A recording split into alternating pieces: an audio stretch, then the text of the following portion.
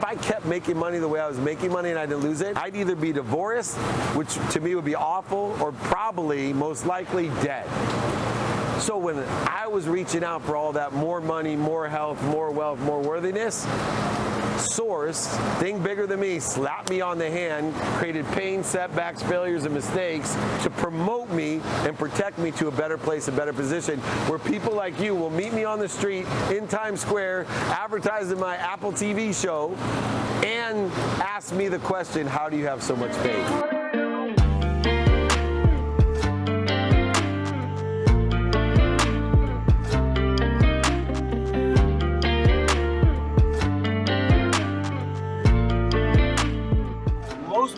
Live in a zero-sum game.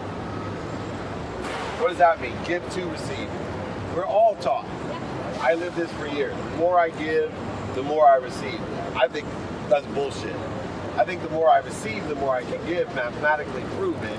And I believe if you live in a value add world, then you love receiving because you know there's more than enough.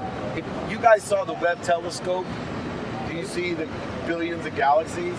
So if there's billions of galaxies with trillions of variables, how can there not be an infinite amount of things to receive? So when you receive, you're just making room for that person to receive more. And when you give, you're just making room for you to receive more, only if you ask. Because if you don't ask for more, what you've created depreciates, diminishes, and dissolves, and then you end up needing to receive. Is that what you mean by like when you talk about how like receiving means more so going through you attract through you? Yeah. Is that what you're getting at? Okay. Yeah. And so have faith that there's more than enough in the world by asking for more, asking all the time. No, see, acknowledgement of what you have, by the way. So there's 3 steps in receiving and giving. First step of receiving and giving is appreciation.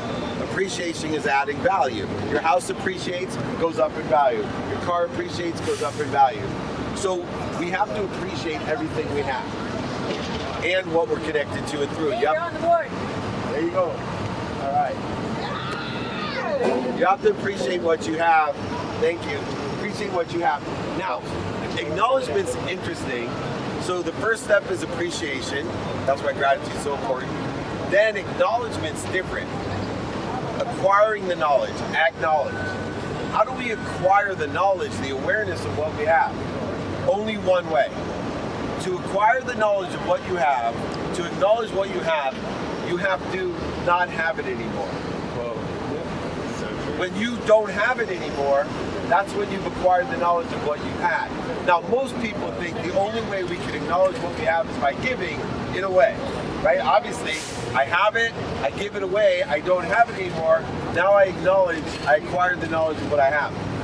I think it goes beyond just giving. I think having it stolen from you, losing it, having it manipulated from you, all of the ways that we lose what we have, you still acquire the knowledge.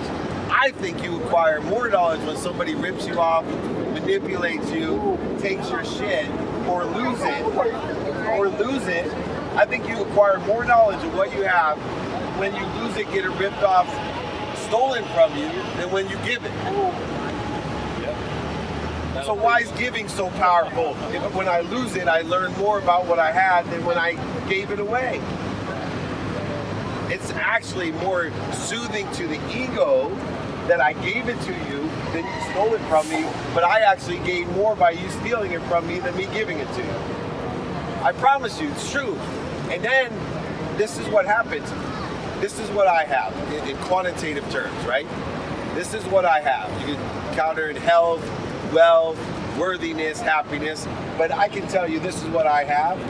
Now, when I acknowledge it, by it being lost, stolen, given away, manipulated, whatever it is, now when I appreciate it, oh, thank you, God, for all my help. Oh, I just increased my vessel, right? When I receive, right? When I appreciate, I add value. So now I went from this to this just by appreciating. Then I acknowledge it, it all leaves me. Now I have this bigger empty vessel. If you don't ask for more and receive in a value-add world, not a zero-sum game, this is what happens to the appreciation. Slowly but surely, you end up 80 years old, and you need to ask. and now you feel bad about it. Right. Because you've been living in a zero-sum game for so long, you feel guilty, resentful, offended. Oh, I helped those kids. I helped my son go to law school. I bought his first house, and he's not even here when I need him to wipe my ass. This is what happens in real life. You depreciate this all. So I'm trying to help people live in a value-add world, knowing that there's more faith in receiving than giving. You learn more from things being stolen from you, manipulated, and lost than giving. Not that giving is bad. Giving is acknowledgement. Giving feels good. Dopamine, oxytocin, serotonin, endorphins are God's reward system to, in the physical realm, teach you behavior. So if you do something and dopamine's released, oxytocin, serotonin, endorphins are released, it's the universe or God or source's way of saying, keep doing that. Here's a dose of happiness. Keep doing that. And guess what? If you do shit that you shouldn't do, there's another dose called cortisol. It causes dis-ease. Oh, you want to worry? Oh, there's some cortisol for you. You want to use drugs? Here's some cortisol for you. You want to be, in anxiety? Here's cortisol for you. You want to worry and complain? Here's cortisol for you.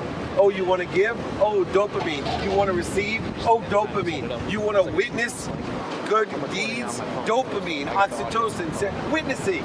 Should be okay. You can look at something good on that billboard, and dopamine, oxytocin, serotonin, endorphins are released. People are utilizing counterintuitive thought because they're stuck in a zero-sum game of a limited universe. And we just received actual proof of unlimited universe because we saw a picture of billions of galaxies with trillions of variables. That doesn't prove, I thought I was an unlimited thinker. Every time I think I'm an unlimited thinker, I think about +1, and then I think about the Webb telescope. What if we had a Webb telescope on the furthest point that it's took it a picture of? What if we had that same telescope there? What will we see beyond there? And I still can't fathom what a billion universes or galaxies are with trillions. I'm having trouble determining this, but I know there's more because I live in a value-add more world. There's more, I'm receiving more now because I have more faith out of receiving than I do giving. How do you keep asking when you keep getting rejection in sales, right? All right, several different ways.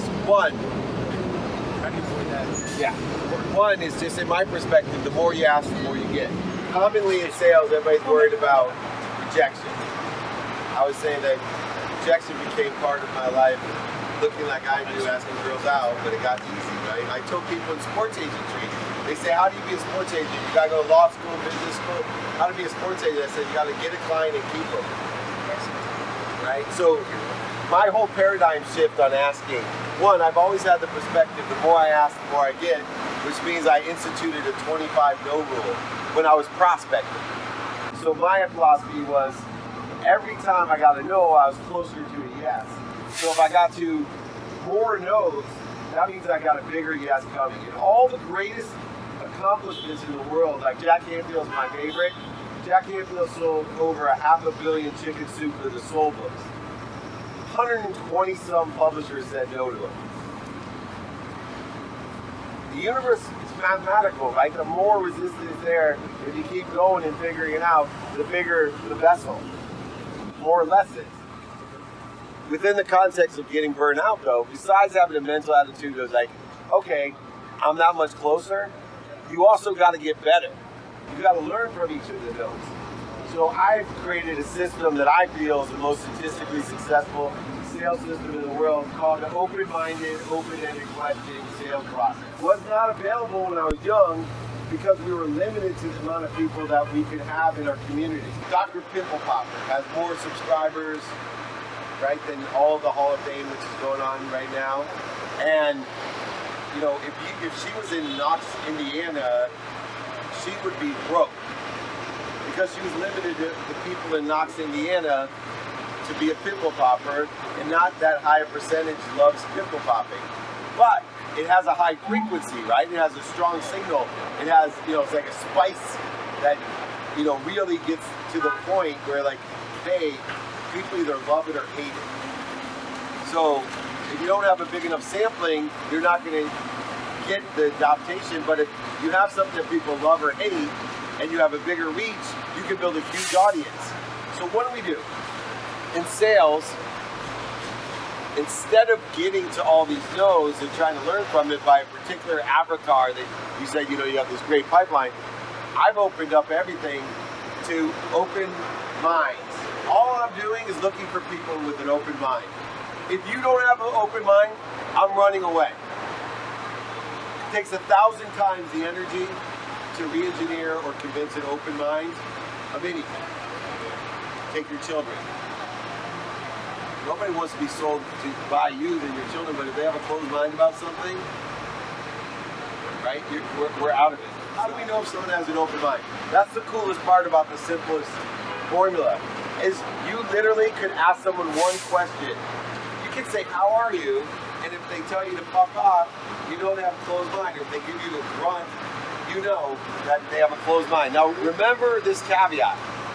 Everyone has an open mind at a specific time. Some people have an open mind the majority of the time, like me. Some people have a closed mind the majority of the time. But if you catch a closed-minded person at a time when they have an open mind, oh, it's a bonus round. So what you want to determine is, does that person have an open mind at this time when you're selling? So you simply ask questions, or you can make fun of someone. Like I can tell Jesse, hey Jesse, can you buy that shirt on sale? Because it's a cowboy shirt, right? They never win, so they're always on sale. She smiled and laughed. That means she has an open mind. Once I determine through questions or comments very quickly, you have an open mind, you're a prospect of mine. Why? Because I only have one goal in sales. I want to be a sponsor or a power sponsor of yours, and I want you to be a sponsor or a power sponsor of mine. What does that mean? Sponsors are people that know people that can help us. Power sponsors are people that can help us, and they know people that can help us. So once I find an open mind, all I'm going to do is ask you questions, hopefully pertaining about what I'm selling. So if I'm selling, podcast advertising, what are you doing today in podcast advertising? You don't know anything about it. Oh, would you like to? Yeah. Right, and then I can go ahead and then I can say, what do you like about that? What don't you like about it? Hey, would it help you? And through that process, I might learn not about podcast advertising, but something else. Oh, you need a babysitter? Would it help you if I got you a babysitter? Oh my God, thank you so much. By the way, Precious, you know someone that can help me. I'm looking for someone to sponsor my podcast. Oh, actually, Dave, my friend started this company. Oh boy, now we're sponsors of each other, right? We're not helping each other, but we know people that can help each other. And because of the size, scope, and scale of the audience, you're never getting rejected because you're taking away the people that reject you, which are people with closed mind, because you should not be selling something that you can't articulate a quantitative value to exceed what you're asking for. And if you can articulate quantitative value, the only person that's going to say no to the 120 rule, Jason, is someone that has a closed mind. Right? If I said to you, Chris, you've got 20 bucks, and I'll trade you 100 for 20, and she says no. She has a closed mind. She's thinking she's getting ripped off. Or what's the catch? Closed mind. I'm not going to spend my time there. I'd rather ask my friends over here. Yeah, I'll take your money. I have an open mind. Open-minded people, open-ended questions, closed-ended questions taught to me by law school in order to lead the person to value of sponsorship or power sponsorship. So now that you have that methodology, it comes down to habitual asking. In person, on the phone, via email, and social media, traditional media. I check my outbox every day. Did it have an ask in there? How am I sent? I just go down to make sure how consistent am I, because it's a numbers game, finding the open minds. I'm amazed how much opportunity I've lost by not saying, hey, I may start a private coaching group interested. I have more people in my private coaching group that I just started asking, hey, I may start this group about how to take advantage of the recession or mindset or careers. Are you interested? Do you know anyone that's interested? Unbelievable. I went years not asking, and all these people, thousands, want to participate in what we're doing, so I ask. And other people don't respond. And other people say, no, not for me. And I say, oh, do you know anyone else that may be interested? What can I do for you? How can I be of service for you? Oh, I can't afford it. I really would like to be trained by you. Oh, I do free trainings every Friday. Here's the link, sign up. We have over 66,000 people now. So I've asked, can I help you? You'll love it. Oh, I want to make one more distinction. Sorry, Preston, I'll ask you. People get confused on the 25 no rule and the 3 no rule. So I have 2 no rules. 25 no rules in prospecting. I'm 1 no closer to the big yes. The 3 no rules, when I find an open mind, and we create a go-no-go plan together about what the next steps are. And so Precious and I have a call on Tuesday. She gets COVID, sorry, and doesn't call me. 1 no. We reschedule when she feels better. I get a flat tire or my plane gets canceled. 2 no's. The 3rd time, we miscommunicate and the call doesn't happen. I send Precious an email that says, Precious, obviously this isn't a good time. Please let me know when it is. I'll make myself available. Over 50% of the time, it accelerates the sales cycle and we get to what we were trying to do. But the more valuable is if she had a closed mind, she never calls back. No, I'm not chasing. I don't have my ego hurt. I wonder this, I wonder. No, I'm under another open mind. 3 universal no's, not her telling me no 3 times. That works too. Right? Most people don't, excuse my language, have the balls to say no, so they'll give you excuses. That's 1 no. Excuse number 2. Dog ate my homework. All right, 2 no's. Same thing holds. Anybody have to answer RFPs, request for proposals? Here's my goal. I've saved so much time and money. So there's 2. RFP is big company deals. They send them out. Most RFPs, what they're doing is they have their number 1 choice already made, and they're using 4 or 5 other companies to F you to get a low price to match apples to oranges. So, and then the other half of the companies do an RFP because they're not ready to buy, so they want to just gather information. Both suck for the person selling.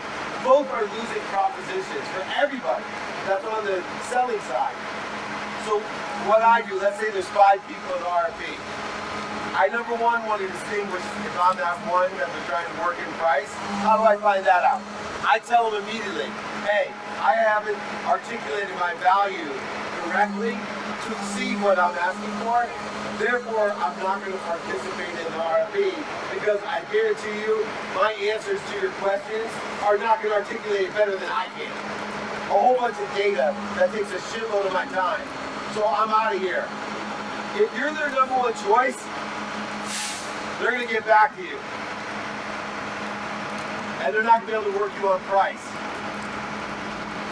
If you are with the gathering of information RFP, all you've done by walking away is save yourself time, emotion, and value to provide them data when you can use all that to go find clients that are ready to buy today and allow you to articulate value to an open mind. All day long I see big companies get so excited about RFPs and they don't do it right. Think about this. When you walk away, you already equal to the chances of you winning an RFP if I'm wrong. Meaning, okay, David Meltzer doesn't know shit. All 5 of us have equal chances. Okay, so if you walk away, you have a 20% chance under a scenario that I don't believe exists, where they give all 5, they're ready to buy, and they're giving all 5 companies equal chances. You have 20% chance, right? I promise you, if you walk away in that scenario, even if it was true, you'd have more than a 20% chance utilizing open-minded and open-ended questions of finding people that already are interested. You'll have more than a 1 in 5 chance. You're beating the math every way that you do it. So how do you deal with things that you did not anticipate? That's my whole life's mission. My whole life's mission is to know that I got alignment on my day, I have action planned for my day, but I prepared for adjustment. Most people don't prepare for adjustment. They actually are ignorant and arrogant. They know they don't know, but they project. They don't even pretend. They project like they do. So if you're going to do a meetup outside, my plan was to be outside. My worry or concern or challenge that I thought of was what if it was too hot? So when things happen that you don't think will happen, then you go ahead, prioritize what you can do. So you could go in somewhere, I look for cover, but I also know in adjustment that we've adjusted a ton.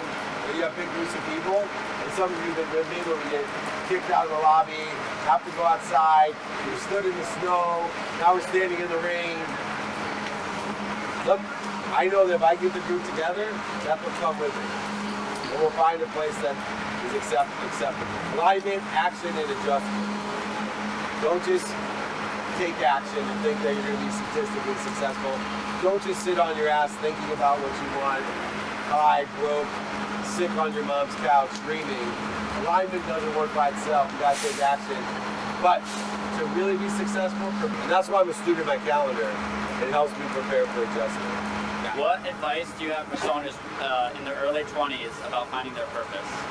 What advice do I have someone in their early 20s about finding their purpose? Same advice I have for anyone. Your thoughts about your purpose, I'm going to repeat this again. The thoughts about your purpose are your purpose. So many people are in the pursuit of happiness. Happiness is the pursuit. Your thoughts about your purpose are your purpose. So you want to apply your why, not search for your why. Most people, no matter what age they are trying to be, for example, who here wants to be more healthy? Who here wants to be more wealthy? Who here wants to be more happy? Who here wants to be more worthy? What I want you to think is I am happy, I am healthy, I am wealthy, I am worthy, because I'm connected to omniscient, all-powerful, all-knowing source, an omnipresent source that loves me more than my mom. So my thoughts about my purpose are my purpose about applying my why to whatever it is today that I think is in trajectory of what I think I want, and as I learn, I'll change my mind. I want to hire fast learners. So if you come to me and say, oh, you know, I've been successful in everything I've done, never made a mistake in my life, you need to hire me, I'll say, wrong place. You come to me and say, oh, you know, I've gone bankrupt twice and I'm only 24 years old, and I've learned this, and this. I'd love to come work for you. I'll say, come aboard. You're ignorant and humble. You've tried, I don't know how you did that by the time you're 20-something years old, but you must be a serious player. Try, like unlimited thoughts, doing everything it takes to do it. Your thoughts about your purpose, apply your why. How do we apply our why instead of searching for it? One, if you are happy, healthy, wealthy, worthy, all you need to do is figure out what you're doing to interfere with it. And the thing that you're doing to interfere with abundance, omniscience, all-powerful, all-knowing, omnipresent source is called ego. It edges the goodness out. It creates interference. You already connect. I got enough power in my pinky, medically proven, scientifically proven, to light up all of this. All of it, right here. So what am I doing to interfere with that much power? Well, I have a need to be separate from source and from you. I have a need to be inferior to source and to you. I have a need to be superior to source and to you. I lived most of my young life superior to source. Saying, I don't believe in God. I don't believe in source. Whatever you call it. I was praying to a different God. Everybody believes in God. It's what God are you believing in? I was believing in the God of money. Money was going to solve everything for me. That was my God. I don't believe in that God anymore. I believe in everything. Omniscient, all-powerful. So how do we apply our why, not search for it? How do we apply our purpose? Our thoughts about our purpose are our purpose. How do we apply our purpose, not search for a purpose? One, identify what you're doing to interfere with it. Practice identifying, okay, why do I feel guilty? Oh, resentful. I'm angry. I'm anxious. Anybody worry? Right? Worry is a duplicative negative. When you worry, not only are you creating interference between you and your possibilities and potential, but you're actually wishing for what you don't want. And if you're in your 20s, I promise you've had this experience. You were worried about a question on a test, and you worried and worried and worried, and guess what the first question on the test was? That question, for sure. So how do we do it? Practice at this age, just identifying when you're resentful, guilty, offended, when you have a need to be right, separate, inferior, superior, when you're sad, anxious, frustrated. Any of these feelings are interference. Because if it wasn't interfering, you feel good. Those aren't good feelings. So once you identify it, then you can stop. Most people, your initial reaction to when you feel angry is to lean into it. When you're worried, is to out-logic it, analyze it. All these actions that create more resistance and accelerate you in the wrong direction. If you learn to feel and identify what you feel that's creating interference, and then stop, instead of resist, breathe through your nose, out through your mouth, remind what you're connected to, remember what you're connected to, recollect with what you're connected to, remind, remember, and recollect what you want, who you can help, who can help you, how to do it best by being a student of your calendar, being productive, accessible, and gracious, efficient, effective, statistically successful. You then will be able to confirm your purpose. Your purpose is confirmed by priority. If you can prioritize, you know your purpose. Prioritization is the antidote to feeling overwhelmed. It's the antidote to procrastination. Those are indicators that you're not on purpose. If you know how to prioritize, you're on purpose. And once you're on purpose, you then can apply the why by identifying anything that's interfering with me and my purpose, me and my why here too, and stopping, not resisting, breathing again, reminding, remembering, recollecting our power, and then setting forth, rolling into what I want, who can help me, who can I help, how to get it done, and prioritize more, and apply more of my why, thus creating more abundance for myself and other people. This process is purpose. The thoughts about your purpose are your purpose. Apply your why to the purpose, proven by prioritization. How to get other people to be aligned with our why? You first have to enjoy the consistent, everyday, persistent, without quit pursuit of your potential, and people will watch you. And then when they watch you, you have to be consistent and persistent in them watching you. So, like at my company, I know Nick shared the morning with me. I do a Monday, Wednesday, Friday meeting. Mandatory. Virtual. Hour on Monday, 15 minutes on Wednesday, an hour training, and an hour meeting after training every Friday. First start of every meeting, what are the 4 values? Gratitude, empathy, accountability, effective communication, inspiration. What are the practices that we're all aligned with? What, who, how, now, and why? Then student of the calendar, so that we're all productive, accessible, and gracious together with the activity that we're getting paid for, also the activity we're not paid for, and even sleep. Remember, you will sleep for 26 years on average. 1/3 of your life, you will sleep. So learn to utilize your sleep for the 2 purposes of sleep. Number 1, recovery. Everybody knows that. And 2, access. Remember when I told you interfere with your potential, the source? Well, what causes the interference? Your brain, which has a survival mode. The main purpose of your brain is to survive.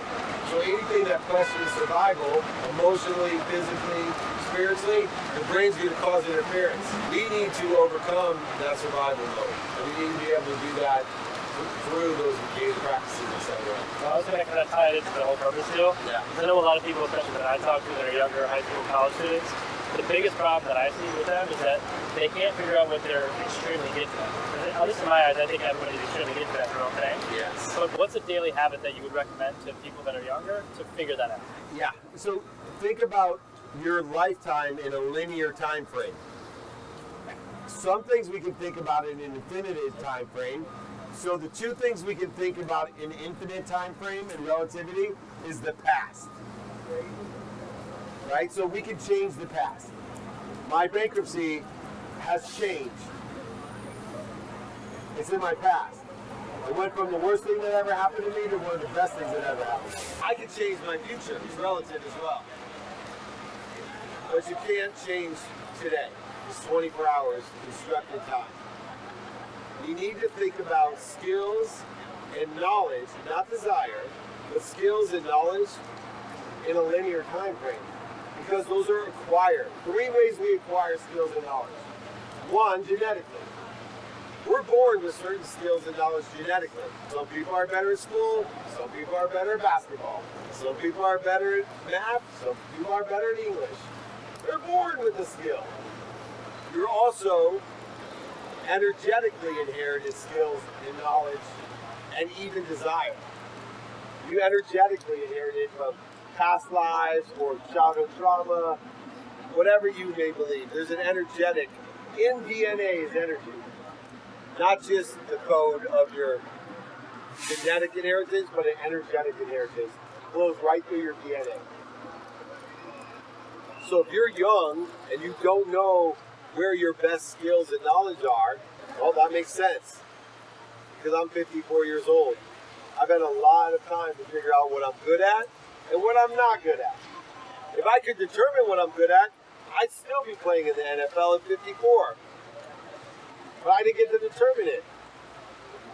But I started to learn about different strengths that I had in different positions and different weaknesses I had, and I moved those to different positions. Remember, every strength moved to a different place may be a weakness. So, right, like if LeBron James and I, for example, are on a basketball court, his strengths are very aligned with what we're doing. My weakness is very aligned with what we're doing. But if we were trapped in a small house with a small opening and it was on fire, my strength would surely appear and his weakness would surely appear. Oh yeah. All that size, strength, speed, everything, not very suitable for that small hole. Sure is when you're 5'7" and quick. We do that in life. So if you don't know your skills and knowledge, just know that your skills and knowledge are only your basement. And so you continually learn where to put your skills and knowledge to make and maximize their strength, but also to recognize your weakness and find opportunities that are aligned with your strengths. It's the same thing with people. Great chain of feeding, right? I determine through my prioritization every day, I believe that there's light, love, and lessons in everything, in everyone. But I only have 24 hours today, so I may find there's light, love, and lessons in you, but you make it really difficult. You have a closed mind, you're bleeding me. I'm going to let you fall away today. Maybe tomorrow I'll change my mind. I'm going to prioritize the people in my life to the people that feed me most, not bleed me. I'm going to prioritize the things that I do by what feeds me. Working out, meditation, correct nutrition, all the things that we do that feed me I feed them with my time. Even gratitude. I reconcile gratitude with time. Where do I find that light, love, and lessons in whatever by time, prioritizing where I should spend it, that brings me the most gratitude. How do we align with our truth? Yeah. So the first way we align with our truth is to know that it's our truth. Too many people are worried about what other people think, what's missing, what we don't have. We're working in the context of other people's judgments and conditions, not what we want, who can help us, how to get it done, and prioritize accordingly in applying our why. Think back to what I said about the relativity of time. I am very unrealistic about my truth in the future. My truth scares the shit out of me about my future, and it should about everyone else. If you just met me, never saw anything about me, and said, hey, what do you do? Oh, I'm on a mission to change the world, right? I'm sitting on a bus stool, huh? Yeah, I'm going to power over 1 billion people to make money, help people, and have fun. I'm going to make them happy. I'm going to make the whole world happy. Now, that should at least scare the guy next to you, but if you're the guy saying it, it scares you. That's my truth. Now, the difference is, the guy said to me, what are you doing today? And I broke out my calendar and I said, here's what I'm doing today. He would look down all the activities I got paid for, I don't get paid for in my sleep. He'd look at the activity I planned and I don't have planned, and he would say, sounds like a very active day. You're one of the most active people I know. But nothing would be unbelievable. Oh, you took an airplane, you took a nap, you ate breakfast, you met people, you know. But yet everything I'm doing today in a realistic sense that doesn't scare anybody is in a trajectory to an audacious, outrageous, long-term trajectory, not outcome, trajectory that I think I want. And from all the activity today, I'm learning lessons, and when I wake up to go over my daily practice tomorrow, from the lessons I learned, I might change my mind. But the habit of learning every day and being productive, accessible, and gracious with my linear 24 hours is what gets me to where nobody else can get to. I'll use Jeff Bezos as my favorite example of this. 25 years ago, believe it or not, I was more well-known than Jeff Bezos. Even more unbelievable, I had more money than Jeff Bezos. 25 years ago, if I would have visited Jeff Bezos in his garage, he was selling books. If Jeff Bezos would have told me, and I'm a toptimist, that's the top of the optimist, if Bezos would have told me, I'm like, what are you doing, man? He's like, I got an online book business, I'm selling books called Amazon. I'm gonna change the world, I'm gonna be the richest man in the world and make over $1 trillion. Now, what he was doing today was not unrealistic. I had fine with that. But what he thought he could do in the future was completely outrageous in my mind. I didn't think it was even humanly possible to make $1 trillion, let alone if you're selling books in your garage. Less famous than I am and less money than me, how's he gonna do that? Thank God Jeff Bezos isn't listening to Dave Meltzer, or anybody else for that sake. Thank God that you're not listening to Dave Meltzer limiting you. Hopefully what I do now is inspiring you to think bigger than Bezos. I'm not limiting anyone anymore with my judgments and conditions because I know it's limitless, and I'm not here to limit anyone. I'm here to inspire, create confidence, and create coincidence in your life through values and daily practices, through the dummy tax that I paid. I'm the last one who would put a limitation on you, and you're the first one that puts a limitation on you. You're the first one that does it. That's the sadder part, because it doesn't even matter what I say if you're already doing it.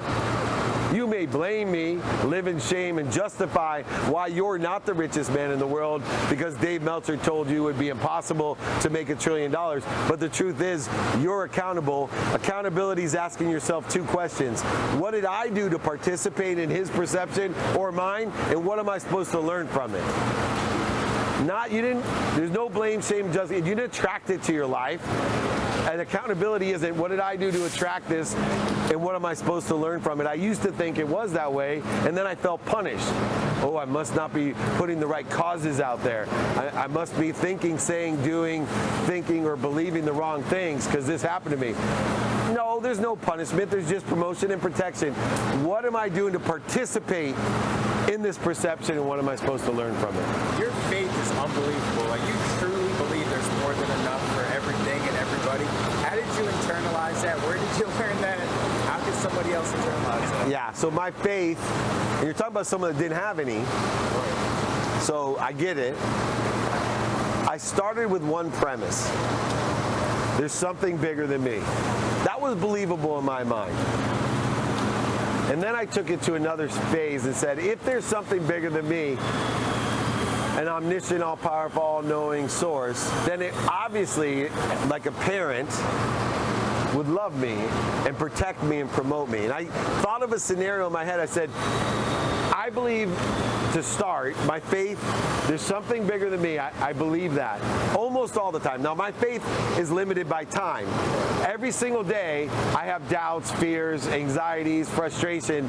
I've just minimalized the amount of time I spend in anger, guilt, resentment, offense, separation. I just have this technique to spend minutes and moments out of faith, but my faith is based off of not religious, spiritual, or philosophical, just one belief bigger than me that loves me more than my mom. That's it. Why is that important? Because I know when I was 3 years old, and this makes complete logical sense to me, which helps me have faith, I tried to touch the stove when I was 3. Now, my mom's a second grade teacher. My wife tells my mom all the time, you know what the problem with Dave is? You never hit him or yelled at him. She never hit me or yelled at me. So I reach out to touch the stove. She slaps my hand harder than I've ever been hit, and she screams at me, no. In my mind, brain, survival, what do I think to myself? Why is she punishing me? What did I do? Why am I being punished? Why would she hit me and yell at me? Oh my gosh, I'm a terrible person. I'm not worthy of her love. I'm not going to ever be able to do it. Oh, Mom, why did you hit me? Why did you yell at me? Why are you punishing me? She immediately hugged me. I get choked up thinking about it and said, I'm not punishing you, I'm protecting you. You just don't know this is going to hurt you. I'm promoting you, but this is going to hurt you, Dave. Don't touch this. This is going to hurt you. So why do I have such faith? Because I know and I've experienced touching the hot stove. Hey, bankruptcy, losing over $100 million. Most people can't fathom it the same way I can't fathom Jeff Bezos making $1 trillion. They can't fathom as much money as I lost. But I now have faith, seeing the results, experiencing it myself, that, oh my gosh, that was the wrong place. If I kept making money the way I was making money and I didn't lose it, I'd either be divorced, which to me would be awful, or probably, most likely, dead. So when I was reaching out for all that more money, more health, more wealth, more worthiness, Source, the thing bigger than me, slapped me on the hand, created pain, setbacks, failures, and mistakes to promote me and protect me to a better place, a better position, where people like you will meet me on the street in Times Square, advertising my Apple TV show, and ask me the question, how do you have so much faith? So we're always being protected or promoted. Yeah. Pain is an indicator, setbacks are an indicator, mistakes are an indicator that you're being protected and promoted. So if your girlfriend dumps you and you are heartbroken, just know that she's a hot stove. You just don't know it because you're not omniscient. My mom's not omniscient, but she knows a hot stove is going to burn me. Source, what's bigger than you is omniscient. They know that business deal. Even though it's a lot of money, they took it away from you because he's protecting you. How many times don't we get a deal and 3 years later you're like, oh, thank God. How many times do we not take a job and go, oh, or we get fired or laid off or some setback? Oh, every time. You just have to take it out of the linear time frame that you somehow can control time and to let the lessons unravel. Look, if you're infinitely patient, everything happens immediately. The lessons, infinite patience requires you to believe in the infinite time. If there's infinite time, everything happens instantly. But we're not there. We live in 24 hours of time. Today's the only realistic day you have. The past is all relative. You can change it, giving any meaning you want. But more powerfully, the future is relative. You can give it any meaning you want. And manifest it. If you know what you want, who can help you, how to get it done, and prioritize correctly, and apply your why, which is by and given to you something bigger than you that loves you more than your mom. But they know everything. It's amazing. Hey, I only have time for 2 more questions, so I'm hoping you have one for me. You're hoping? I'm hoping. Okay. Number 1, how are you so damn handsome? Genetically and energetically inherited. I had no control. Plus, I value my health. Okay. For somebody that knows that they're here and they're meant for more, but they're currently stating something that does not fulfill them. Yeah. They need a push. Right? right? Life is short. What would you say to them? Yeah, so first of all of you deserve more. So we live in more. We live in more than enough. So if you don't think you deserve more, then you don't have the right mindset. 2, if you don't think the place that you're at is going to get you to more faster, then lean into what you are doing right now. Your ability to find the light, the love, and the lessons in what you're doing currently will, if you do what you do with more productivity, accessibility, and gratitude, if you become more efficient, effective, and statistically successful at what you do, if you are capable of enjoying the consistent, persistent pursuit of your potential, doing what you're doing, you will have more time, more options, and opportunity available to do something better. You will be promoted and protected. Too many people look at what they're doing today, at what's missing, what they don't have, and what they want, don't want, or what other people want for them, and then they wonder why they keep on getting the exact same things. It's a complete shift of a paradigm to say, lean into what you're doing and do it better to get something better. You mentioned a hot stove in a relationship. At what point, because so many people get brainwashed and they're just like, oh, my girlfriend's giving me a problem, let me move on. At what point is it worth fighting for a relationship versus moving on? Awesome. Yeah, great question. Great. Yeah, it is. So this is a matter of prioritization of understanding where we are today and what we think we want. There's a great chain of feeding. There's a great chain of feeding with not only relationships, with opportunities, options, and touches of favor, with occupations, with activities you have planned, you don't have planned, with your sleep. Through the process of the daily practices, I'm prioritizing my relationships. So if I'm in the most intimate relationship with someone, then I have to evaluate it, energy value, that's a reconciliation of, is it worth my time to find the light, the love, and the lessons in the relationship, or should I move on because I can find someone that feeds me more with less evaluation, less energy and value? It's the great chain of feeding for me.